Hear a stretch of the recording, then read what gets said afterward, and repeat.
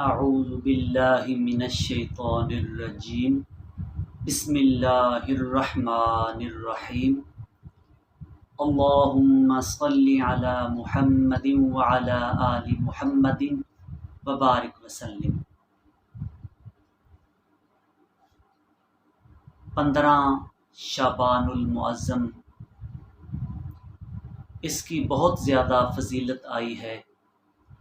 رسول کریم صلی اللہ علیہ وآلہ وسلم نے 15 شعبان کی رات کو عبادت میں گزارا، دن کو روزہ رکھا، اور ابن ماجہ شریف صحاح ستہ میں ہے، حضرت علی المرتضیٰ رضی اللہ تعالی عنہ سے روایت ہے کہ رسول کریم صلی اللہ علیہ وآلہ وسلم نے ارشاد فرمایا، اذا کانت لیلۃ النصف من شعبان فقوموا لیلہا وصوموا یومہا، جب نصف شعبان کی رات آئے تو رات کو قیام کرو اور دن کا روزہ رکھو، بے شک اللہ تبارک و تعالی اس رات میں غروب شمس سے لے کر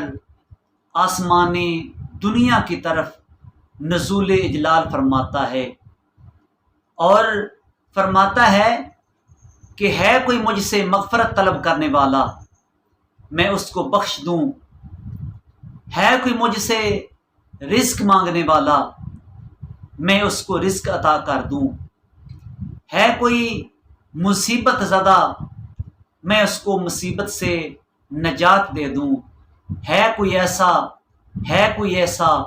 یعنی اللہ تبارک و تعالی ساری رات یہ آواز دیتا ہے، ساری رات لوگوں سے، اپنے بندوں سے یہ کہتا ہے کہ آج کی رات ایسی رات ہے کہ جو مجھ سے مانگو گے میں تمہیں عطا کر دوں گا۔ فرمایا کہ یہ طلوع فجر تک یہ سلسلہ جاری رہتا ہے۔ تو سامعین گرامی، یہ رات اللہ تعالیٰ سے رزق مانگنے کی رات ہے۔ جو بے روزگار ہیں، جو تڑپتے ہیں بھوک سے، آج کی رات اللہ تعالیٰ سے مانگ لو۔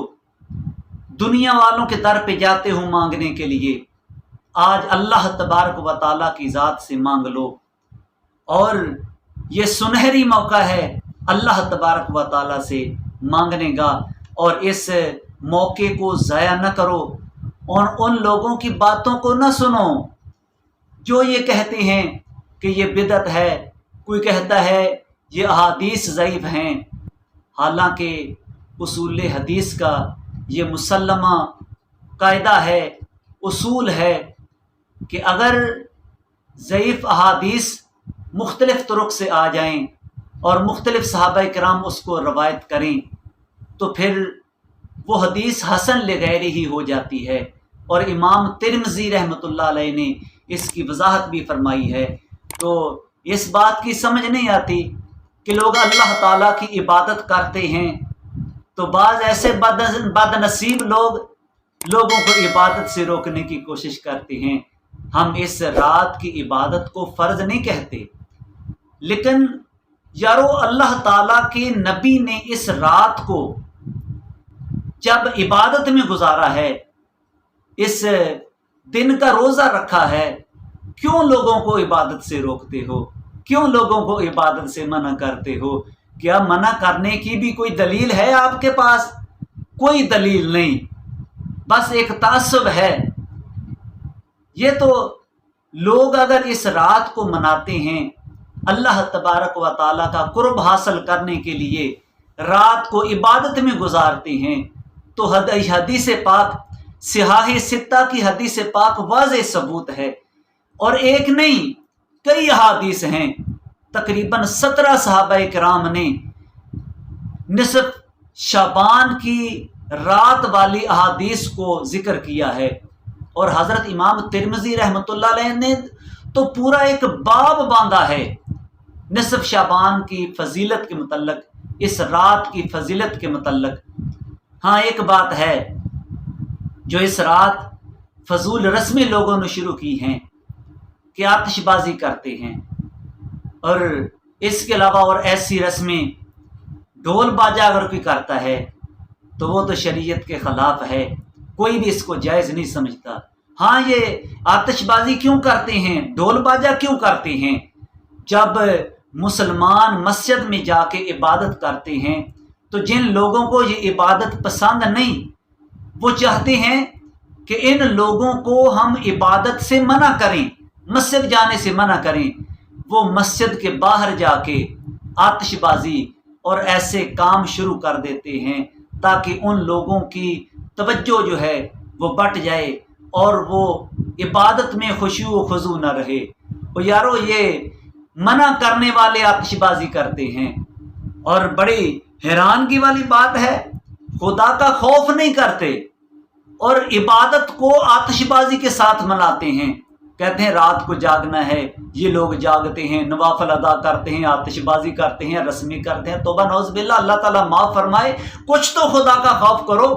اللہ تعالیٰ کی عبادت کو آتش بازی کے ساتھ ملا دیا۔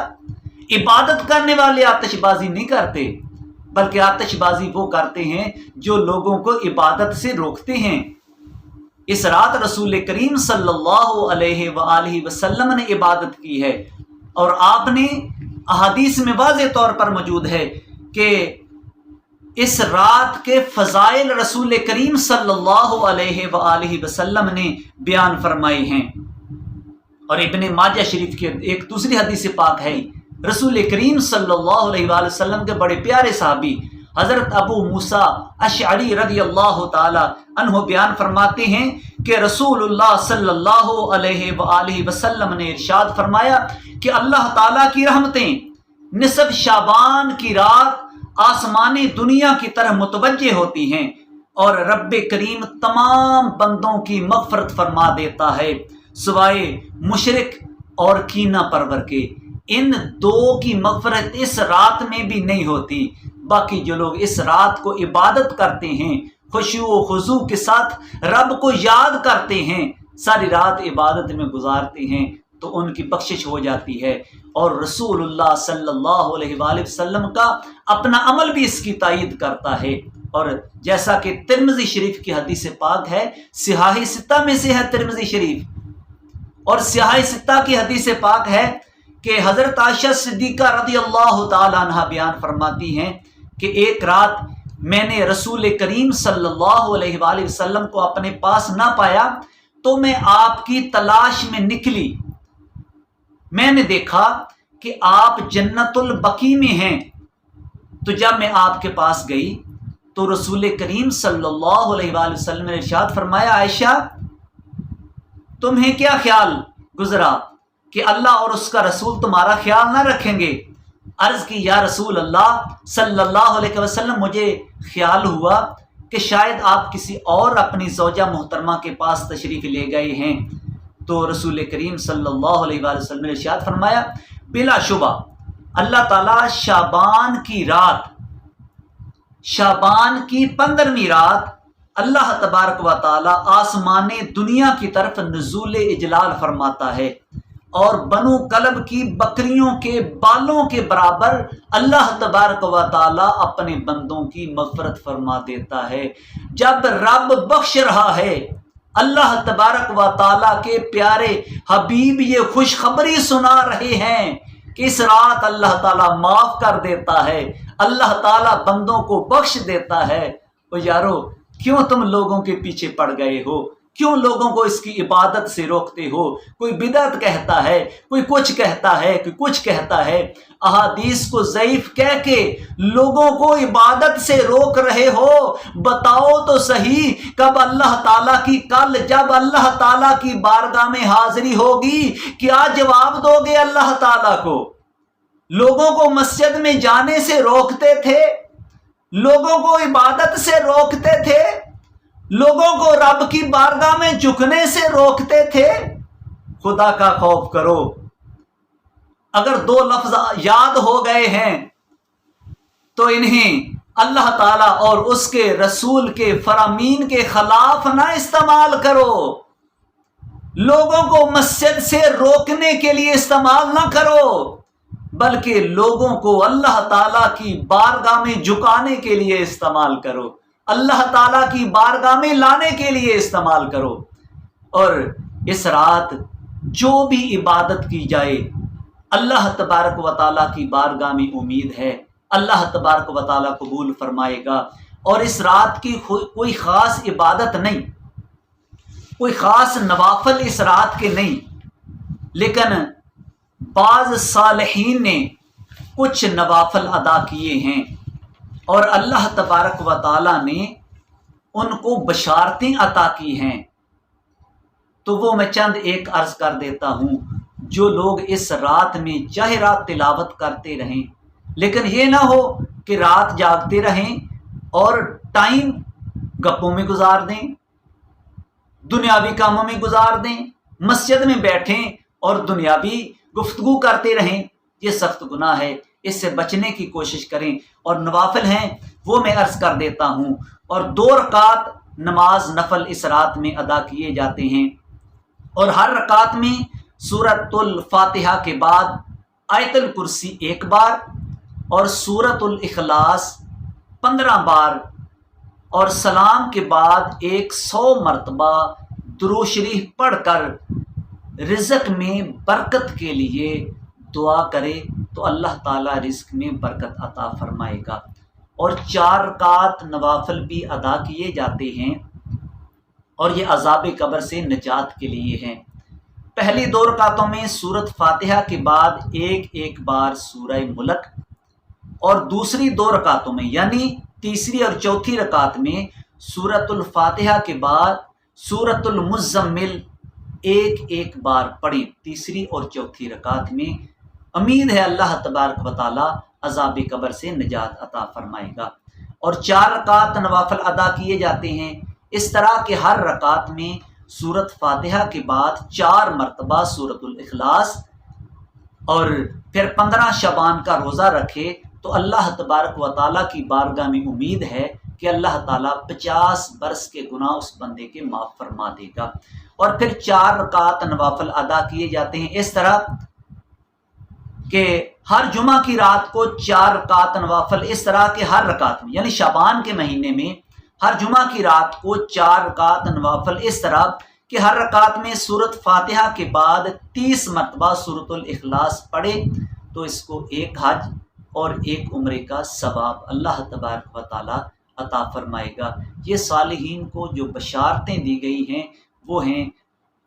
اور 8 رکعت نوافل بھی ادا کیے جاتے ہیں، یہ نوافل 4 کر کے پڑھیں، ہر رکعت میں سورۃ فاتحہ کے بعد سورۃ الاخلاص 10 مرتبہ پڑھیں تو اللہ تبارک و تعالیٰ کی بارگاہ میں امید ہے اللہ تعالیٰ عذاب قبر سے نجات عطا فرمائے گا۔ اور 12 رکعت نوافل، یہ نوافل 2 کر کے پڑھیں، اور ہر مرتبہ پہلی رکعت میں سورۃ فاتحہ کے بعد سورۃ الکوثر 41 مرتبہ، اور دوسری رکعت میں سورۃ فاتحہ کے بعد سورۃ الاخلاص 41 مرتبہ پڑھیں، پھر 1100 مرتبہ یہ وظائف پڑھیں۔ انشاءاللہ اللہ تبارک و تعالی ہر قسم کی حاجتیں پوری کرے گا۔ وظائف کیا ہیں؟ پہلا ہے وَأُفَوِّضُ أَمْرِي إِلَى اللَّهِ إِنَّ اللَّهَ بَصِيرٌ بِالْعِبَادِ، اور دوسرا ہے وَاللَّهُ لَطِيفٌ بِعِبَادِهِ يَرْزُقُ مَن يَشَاءُ وَهُوَ الْقَوِيُّ الْعَزِيزُ۔ اور پھر 20 رکعت نوافل بھی اس رات ادا کیے جاتے ہیں، یہ نوافل 2 کر کے پڑھیں، اور ہر مرتبہ پہلی رکعت میں سورۃ فاتحہ کے بعد سورۃ القدر 11 مرتبہ، اور دوسری رکعت میں سورۃ فاتحہ کے بعد سورۃ الاخلاص 11 مرتبہ پڑھیں۔ اس کے بعد 128 مرتبہ یہ وظیفہ پڑھیں۔ اللہ تبارک و تعالی دینی اور دنیاوی فیض و برکات عطا فرمائے گا۔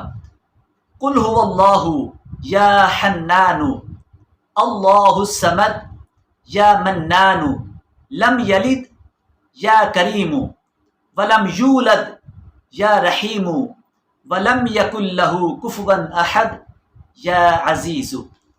اور 50 رکعت نوافل بھی ادا کیے جاتے ہیں، اور یہ حصول برکات اور کشادگی کے لیے ہیں۔ یہ نوافل 2 کر کے پڑھیں اور ہر رکعت میں سورۃ فاتحہ کے بعد سورۃ الاخلاص 7 مرتبہ پڑھیں۔ نوافل مکمل کر کے 111 مرتبہ آیت الکرسی پڑھیں تو اللہ تعالیٰ کی بارگاہ میں امید ہے اللہ تبارک و تعالیٰ رزق میں کشادگی عطا فرمائے گا، رزق میں وسعت عطا فرمائے گا۔ اور 100 رکعت نماز نفل بھی اس رات میں ادا کیے جاتے ہیں اور اسے صلاۃ الخیر بھی کہتے ہیں۔ یہ نوافل 2 کر کے پڑھیں اور ہر رکعت میں سورۃ الفاتحہ کے بعد 10 مرتبہ سورۃ الاخلاص پڑھیں۔ صلاۃ الخیر پڑھنے والے کی طرف اللہ تبارک و تعالی 70 بار نظر رحمت فرماتا ہے اور ہر بار دیکھنے میں 70 حاجتیں پوری کرتا ہے، اور جن میں سے ادنا حاجت گناہوں کی مغفرت ہے۔ اس رات کو عبادت میں گزاریں اور ان لوگوں کی طرف اور ان لوگوں کی باتوں پر توجہ نہ دیں جو آپ کو عبادت سے روکنا چاہتے ہیں، کبھی بدعت کے نام پر اور کبھی احادیث کو ضعیف کہہ کر۔ میں نے پہلے بھی عرض کیا ہے کہ جب حدیث ضعیف ہو لیکن ایک ہی حدیث پاک کو یا ایک ہی مفہوم کی حدیث پاک کو مختلف صحابہ کرام روایت کریں تو وہ حدیث ضعیف نہیں رہتی بلکہ حسن لغیر ہی ہو جاتی ہے۔ اس لیے اور یہ نوافل ادا کرنا، یہ رات کی عبادت کرنا، یہ نفلی عبادت ہے، فرض یا واجب نہیں۔ جو یہ نہیں کہہ سکتے کہ جس بندے نے یہ عبادت نہیں کی گناہ گار ہوگا۔ ہم انہیں گناہ گار نہیں کہتے جو نہیں عبادت جو نہیں کرتے، ہم انہیں گناہ گار نہیں کہتے، لیکن ایک سنہری موقع ہے جس کو وہ ضائع کر دیتے ہیں۔ جتنا کوئی عبادت کر سکے، جتنا جاگ کے قیام کر سکے وہ ضرور کرے، جتنی تلاوت کر سکتا ہو ضرور کرے۔ اللہ تبارک و تعالی ہماری عبادتوں کو اپنی بارگاہ میں قبول و منظور فرمائے اور 15 شعبان کا روزہ رکھے۔